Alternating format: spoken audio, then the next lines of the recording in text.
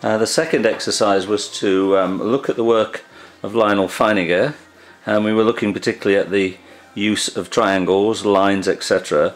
I wanted you to start just with a base colour, a blue, a green, a sort of sea colour.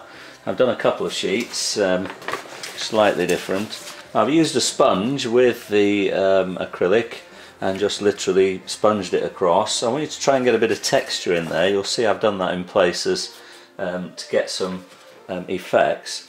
And then you can cut up some very thin card and you can make up some sail structures very easily, very simple. There's one there that would represent the boat, but sometimes the sails look at different angles like that, and we're going to kind of use these to build up some stipple effect.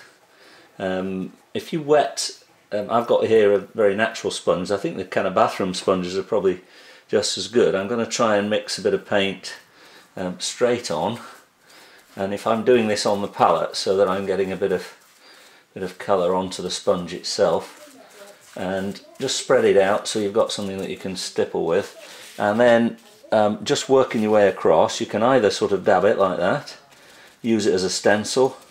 I think that's probably what I'm intending, but don't be afraid to move them about as well, so you've got so they kind of overlap in more than one way, more than one area.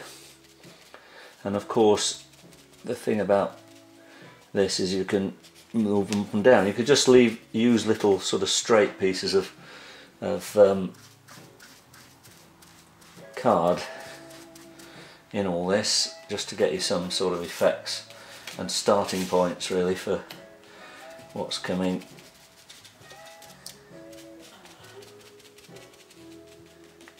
So I want you to look at that as a kind of process, getting some shape. We're quite used to going off the edge, just right past the edge of the actual stencil, creating some sort of overlays.